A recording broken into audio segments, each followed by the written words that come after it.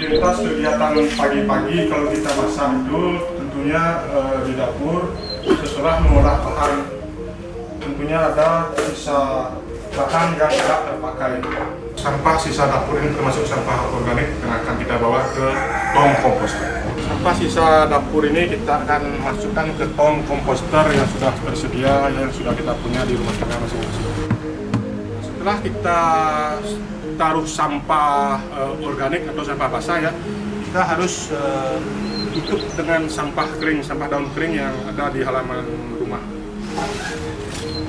Nah, tujuan menaruh sampah kering ini adalah yang pertama untuk menghindari bau, yang kedua untuk agar tidak berulat ya. Setelah itu baru kita semprot dengan bioaktivator. Bioaktivator ini adalah ekoenzim ditambah gula ya. Setiap kita menaruh sampah kita semprot. Tujuannya untuk mempercepat proses kompos karena ini adalah mikroorganisme yang membantu mempercepat penguraian sampah.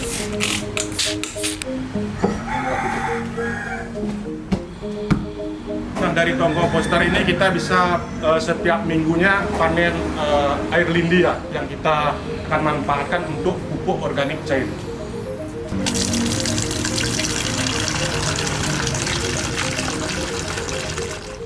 Nah, air lindi yang kita dapatkan ini tidak bisa kita langsung memanfaatkan untuk menyiram tanaman, tapi kita harus simpan dulu di wadah dan harus dijemur selama 2 minggu.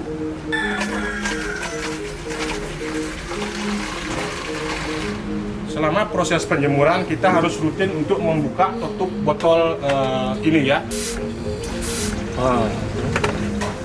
Nah, setelah melewati proses 2 minggu ini baru kita bisa memanfaatkan air lindi ini untuk menyiram tanaman sebagai pupuk organik cair ya. Perbandingannya adalah 1:10. 1 air lindi 10 liter air. Ajar sing.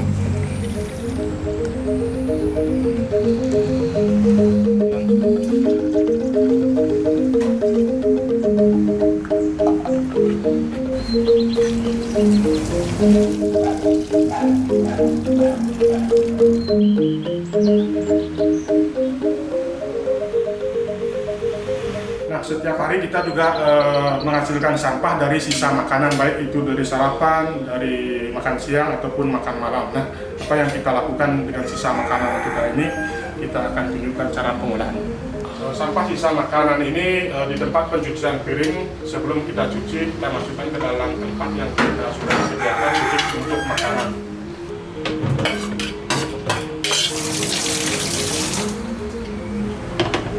Sisa makanan yang sudah kita kumpulkan ini adalah sebagai makanan maggot yang kita pelihara.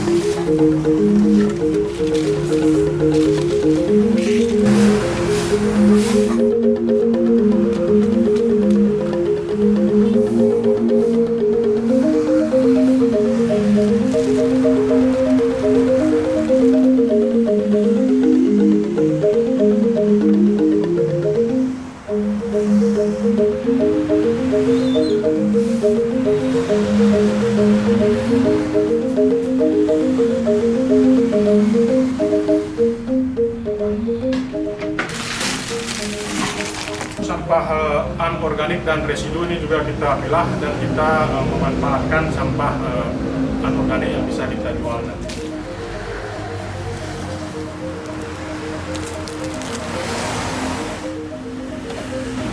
Untuk sampah residu yang sudah kita kumpulkan tersebut akan diambil oleh petugas sesuai dengan zona dan jadwal atau hari yang sudah ditentukan.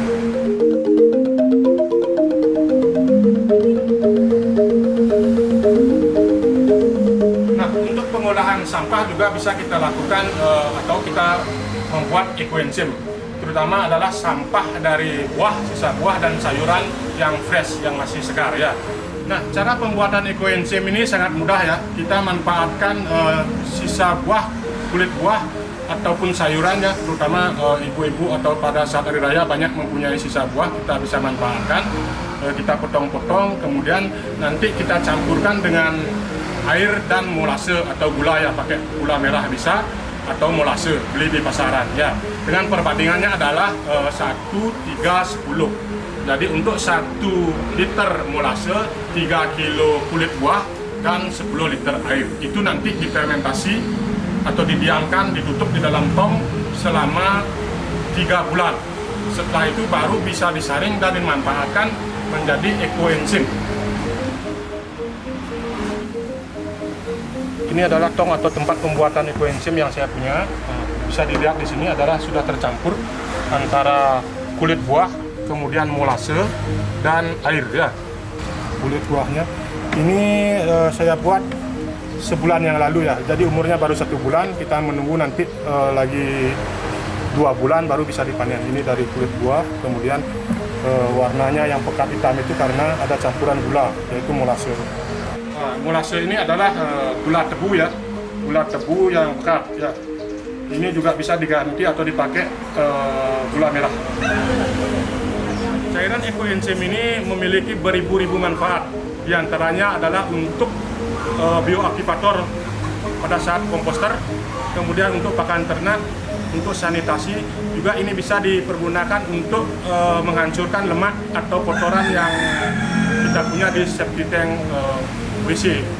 Kemudian juga untuk bisa mensanitasi lingkungan, contohnya air got dan lain-lain, sehingga tidak menjadi bau. Demikianlah sedikit kegiatan yang bisa kita lakukan di rumah tangga masing-masing untuk berpartisipasi dalam pengelolaan sampah berbasis sumber dari rumah tangga.